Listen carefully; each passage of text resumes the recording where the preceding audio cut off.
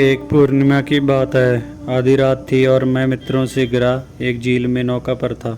चारों ओर चांदनी में नहाई हुई पहाड़ियाँ थी। सब कुछ ऐसा सुंदर था कि विश्वास योग्य नहीं था। लगता था जैसे किसी मधुर स्वप्न में हो।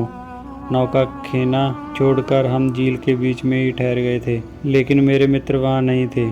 वे ही अपने साथ मुझे वहाँ लाए थे, लेकिन वे स्वयं नामालूम कहाँ पीछे रह गए थे या आगे निकल गए थे। मैं उनसे गिरा हुआ भी उस झील में अकेला था, क्योंकि वे सब नामालूम किन किन बातों में खोए हुए थे। बातें या तो अतीत की थी जो अब नहीं था, या भविष्य की थी जो अभी नहीं था, लेकिन उनकी चेतना वहाँ नहीं थी। यहाँ वे थे। उस अद्भुत झील और उस स्वप्निल रात्रि के प्रति उनकी उपस्थिति नहीं थी, जैसे वर्तमान उनके लिए था ही नहीं। और तभी उन्होंने पूछा, क्या परमात्मा है? मैं उन्हें क्या उत्तर दूं? इस सोच में पड़ गया, क्योंकि जिनका वर्तमान की जीवंतता से कोई संपर्क नहीं है, उनका परमात्मा से संबंध भी क्या और कैसे हो सकता है? जीवन ही तो परमात्मा है। जीवन की अनुभूति ही तो परमात्मा की अनुभूति है। फिर भी मैंने उनसे कहा, मित्र, क्या यह झील है? क्या यह चांद है? क्या यह रात्रि है? और क्या हम इस पूरे चांद की अद्भुत रात्रि में इस झील पर उपस्थित हैं? निश्चय ही वे सब चौंक गए थे और बोले थे, हाँ, इसमें शक का सवाल ही क्या है। लेकिन मैंने कहा था, नहीं, संदेह ही नहीं, मुझे तो विश्वास है कि आप यहाँ नहीं हैं। फिर से सोचें, शारीरिक अर्थों में जो उपस्थित है वह जगत में पदार्थ सत्ता का ही संवेदन पा सकता है, लेकिन जो अपनी समग्र चेतना से उपस्थित है उसे तो अभी और यहीं परमात्मा की अनुभूति हो सकती है। परमात्मा है, लेकिन केवल उसके लिए जो उसके प्रति उपस्थित हैं, जो हैं।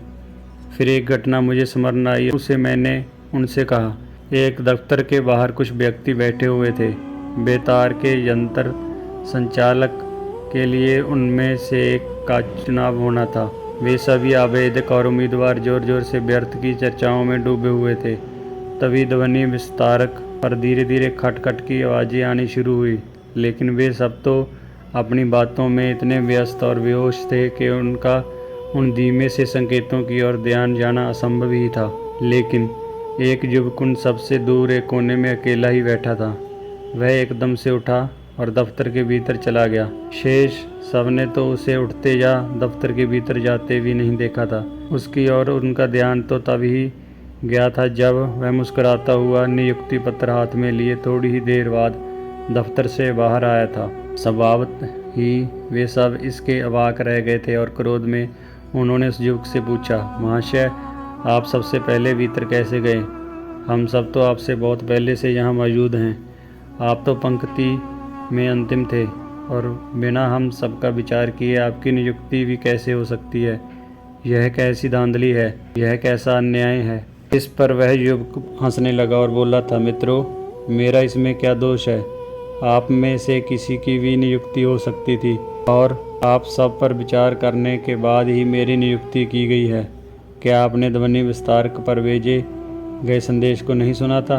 वे सभी एक साथ ही बोले, कैसा संदेश? कौन सा संदेश? तब उस युवक ने उनसे कहा, क्या आप बेतार की संकेत भाषा से परिचित नहीं हैं? ध्वनि विस्तारक पर जो खटखट की आवाज़ें आ रही थी उनके द्वारा अत्यंत स्पष्ट रूप से कहा गया था, मैं एक ऐसे व्यक्ति को चाहता हूँ जो हमेशा सावधान और सचेत हो। जो व्यक्ति सबसे पहले इस संदेश को सुनकर दफ्तर में आएगा उसके लिए नियुक्ति पत्र तैयार कर रखा गया है। परमात्मा के संदेशों की भी प्रतिक्षण वर्षा हो रही है। प्रकृति उसकी संकेत भाषा है। मौन होकर, सावधान होकर जो व्यक्ति उन संकेतों के प्रति जागता है वह उसके द्वारा निश्चय ही भीतर बुला लिया जाता है।